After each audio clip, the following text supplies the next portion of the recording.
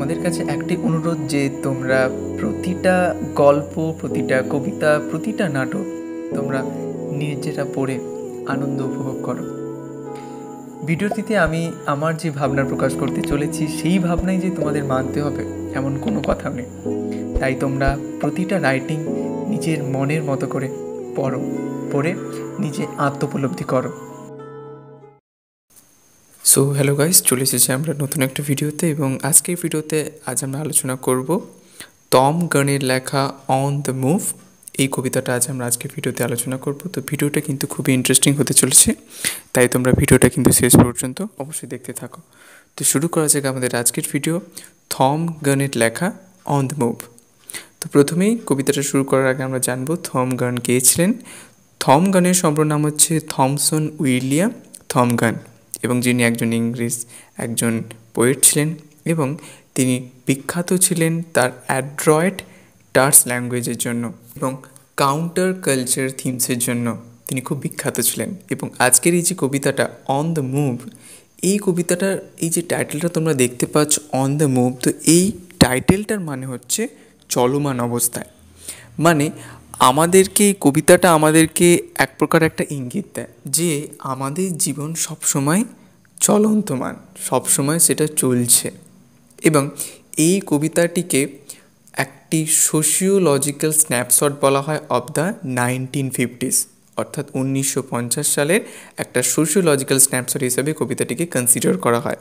এবং এই যে কবিতাটা অন দ্য মুভ, এই কবিতাটি হচ্ছে থম গানসের যে পোয়েট্রি কালেকশন রয়েছে দ্য সেন্স অফ মুভমেন্ট, এই কালেকশনটার ওপেনিং পোয়েম বলা হয়। এবং এই কবিতাটি পাবলিশ হয় 1957 সালে। তো এই কবিতাটা শুরু করার আগে একটু ব্যাকগ্রাউন্ড সম্পর্কে জানা যাক। তো থম গান তিনি কেমব্রিজ থেকে ক্যালিফোর্নিয়া চলে যান, যেখানে তিনি তার গ্র্যাজুয়েট ফেলোশিপ তিনি নেন অ্যাট স্ট্যানফোর্ড ইউনিভার্সিটি থেকে।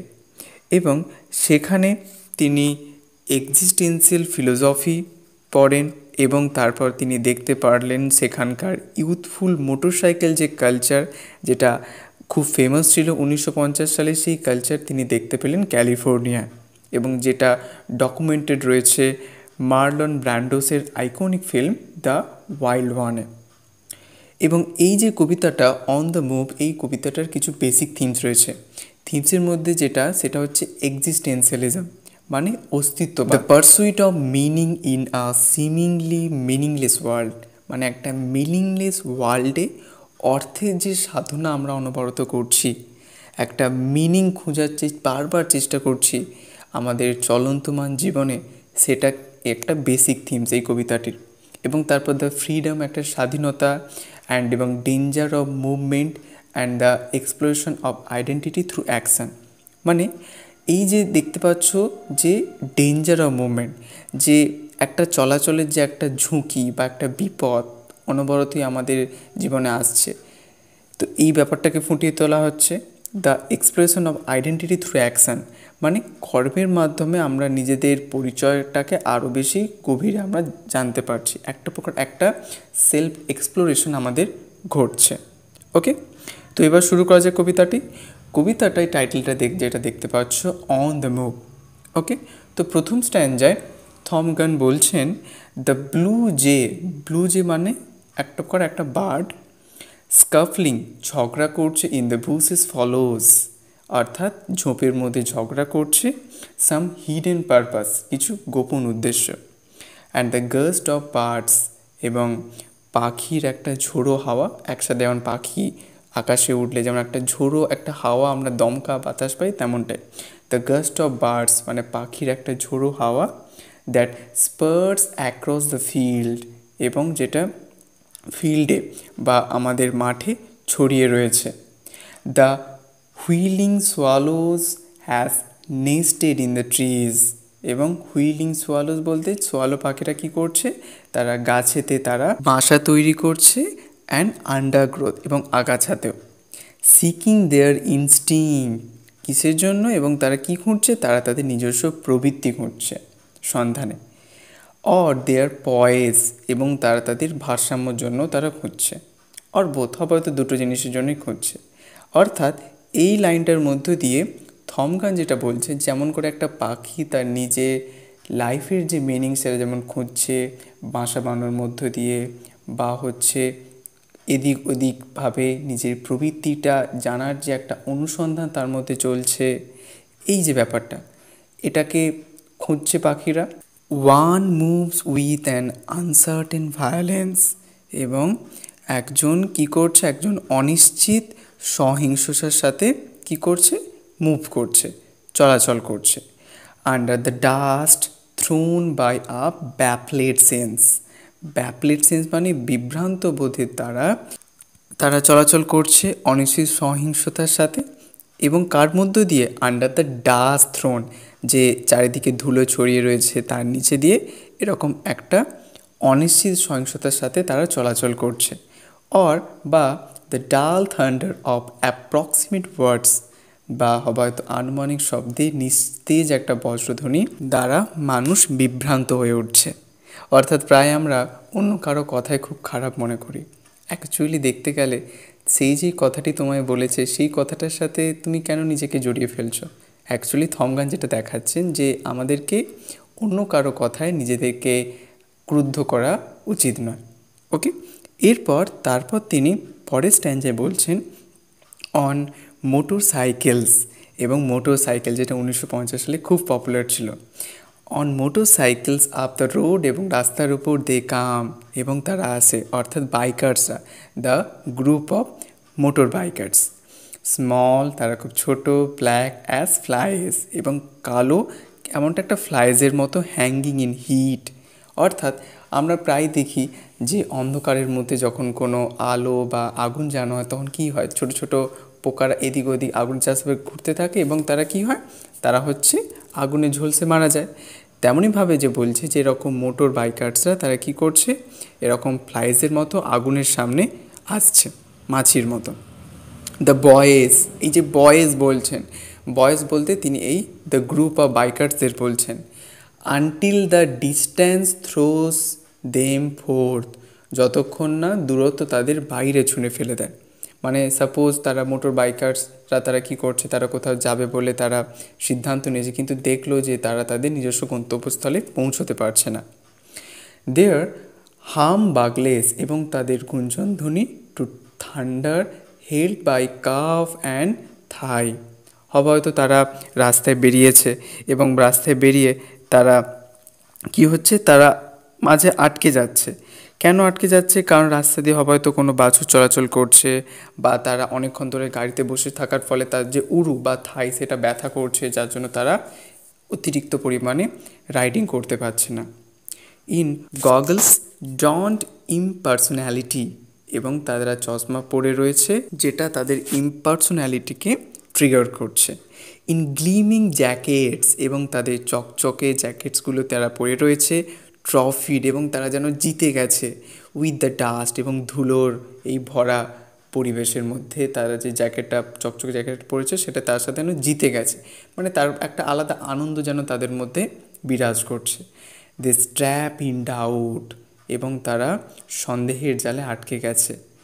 বাই হাইডিং ইট রোবাস্ট, এবং তারা তাদের এই যে একটা হারিয়ে গেছে, মানে তারা মিনিংলেস হয়ে পড়েছে, এটাকে তারা লুকিয়ে রেখেছে। And almost here a meaning in their noise, এবং তাদের শব্দের মধ্যে একটা অর্থ প্রায় শুনতে পাই, অর্থাৎ প্রায় শুনতে পাওয়া যায়। মানে তারা এই যে এক প্রকার তারা যে মানে রাইডিংয়ে বেরিয়ে তারা তাদের আসল যে গন্তব্যস্থল সেটায় পৌঁছতে পারছে না। তো তারা পৌঁছতে না পেরেও তারা আনন্দ উপভোগ করছে, যে মানে তারা মিনিংলেস হয়ে পড়ছে লাইফে, কিন্তু তাও তারা সেটাকে লুকিয়ে রাখছে, কাউকে এক্সপ্রেস করছে না। এবং তারপরে স্ট্যান্ডায় কবি বলছেন এক্স্যাক্ট কনক্লুশন অফ দেয়ার হার্ডিনেস, ওকে, এবং তাদের এই কঠোরতার জন্য এটা সঠিক উপসংহার, বা তাদের দৃঢ়তার জন্য। হ্যাজ নো সেফ ইয়েট, এবং যার কোনো আকার নেই। But from known where abouts, কিন্তু তাদের পরিচিত স্থান থেকে তারা তাদের নিজের গন্তব্যস্থলে পৌঁছতে পারছে না। দে রাইড, তারা রাইড করে direction where the tyres press, এবং তাদের টায়ার যেদিকে চাপবে সেদিকেই তারা যায়। অর্থাৎ তারা মিনিংলেস, এক প্রকার একটা মিনিংলেস লাইফ তারা লিড করছে। অ্যাকচুয়ালি থম গান তিনি এই মোটর সাইকেলস বা মোটর বাইকার্সের মধ্য দিয়ে তিনি আমাদের যে মিনিংলেস লাইফ সেটাকে তিনি অ্যাকচুয়ালি ট্রিগার করছেন, যে 1950 সালে এরকম মোটর বাইকার্সরা তারা রাইডিংয়ে বেরোতো যার কোনো মানেই হয় না, এক প্রকার একটা মিনিংলেস লাইফ তারা লিড করছিল। ওকে, এরপর they scare a flight of birds across the field, এবং মাঠের উপর পাখিদের তারা ভয় দেখায়। মাস্ট দ্যাট ইজ ন্যাচারাল, এবং এটা বেশ প্রাকৃতিক। To the will must yield, এবং তাদের ইচ্ছার কাছে এগুলো সব আত্মসমর্পণ করতে হয়। Men manufacture both machine and soul, এবং কবি বলছেন যে মানুষেরাই ম্যানুফ্যাকচার করতে পারে, তৈরি করতে পারে, কি তৈরি করতে পারে? মেশিন এবং সোল, মেশিন যন্ত্রপাতি এবং আত্মা তৈরি করতে পারে। And use what they imperfectly control, এবং তারা ইমপারফেক্টলিভাবে সেটাকে কন্ট্রোল করতে পারে, মানে তারা একদম ফুললি সেটাকে কন্ট্রোল করতে পারে না। To dare a future from the taken roots, এবং তাদের ভবিষ্যৎ তৈরি করার যে সাহস তাদের বেছে নেওয়া রাস্তা থেকে একটু কঠিন হয়ে দাঁড়ায়। মানে তারা যেমনভাবে ভবিষ্যৎটা তৈরি করেছিল বা যে পথটা গ্রহণ করে তার ভবিষ্যৎ তৈরি করতে চাচ্ছিল সেটা তারা অতটা করতে পারে না, অর্থাৎ তাদের নিজস্ব আইডেন্টিটি তারা এস্টাবলিশ করতে পারে না। এবং তারপরে স্ট্যান্ডে কবি বলছেন it is a part solution, এবং এটা হচ্ছে একটা আংশিক সমাধান আফটার অল। যাই হোক, one is not necessarily Discord, এবং যে কেউ একজন কি করছে, একজন অগত্যা বিরোধ নয় এটার প্রতি। অন আর্থ, এই পৃথিবীতে, আর ড্যামড, অভিশপ্ত, বিকজ কারণ হাফ অ্যানিমেল, তার সব অর্ধেক প্রাণী। ওয়ান ল্যাক্স ডাইরেক্ট ইনস্টিক্ট, এবং কেউ একজন কি করছে, প্রত্যক্ষ প্রবৃত্তির তার মধ্যে অভাব রয়েছে। বিকজ ওয়ান ওয়েক্স, কারণ কেউ একজন জেগে ওঠে। অ্যাফ্লোট অন মুভমেন্ট, এবং এই যে মুভমেন্টে তারা হঠাৎ কেউ একজন জেগে উঠলো। দ্যাট ডিভাইডস অ্যান্ড ব্রেক্স, এবং যেটা কি করলো, নিজেকে আলাদা করে দিল, যে তার সে মনে করলো যে না এরকম রাইডিংয়ে কিছু নেই, সে নিজেকে আলাদা করে নিল এবং একটা ভাঙনের সৃষ্টি করলো। ওয়ান জয়েন্স দ্য মুভমেন্ট, আবার অন্য কেউ হয়তো এই মুভমেন্টে জয়েন করলো। ইন আ ভ্যালুলেস ওয়ার্ল্ড, একটা ভ্যালুলেস বা মিনিংলেস ওয়ার্ল্ডে।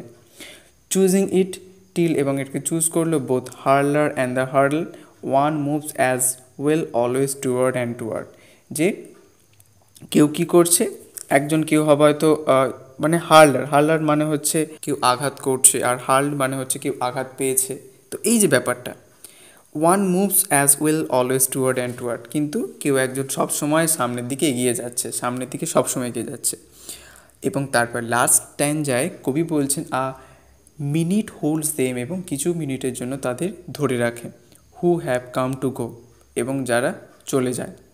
The self defined astride the created will, এবং এটা এই যাত্রাপথটা তাদের নিজের মধ্যে ইচ্ছাকে তৈরি করে। দে বার্স্ট অ্যাওয়ে, এবং তারা ফেটে যায়।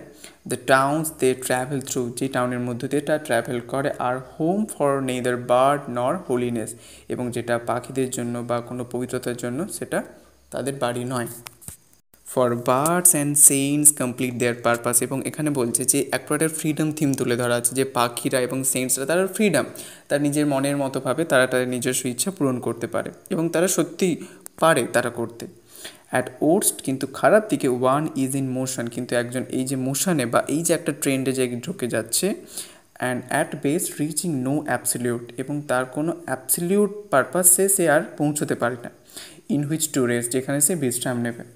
One is always nearer by not keeping still, এবং লাস্ট লাইনটা খুব ইম্পর্ট্যান্ট, অর্থাৎ যে one is always nearer by not keeping still, অর্থাৎ স্থির না থেকে মানুষ সবসময় চলন্তমান, অর্থাৎ মানুষ সবসময় আমাদের বর্তমানের যে সময় বা মুভমেন্ট, যে সেই মুভমেন্টে সবসময় চলছে, তাই জন্য বলছে অন দ্য মুভ, যে সে কোথাও মানুষ কোনোদিনও থেমে থাকতে পারে না, মানুষের জীবন সবসময় চলন্তমান।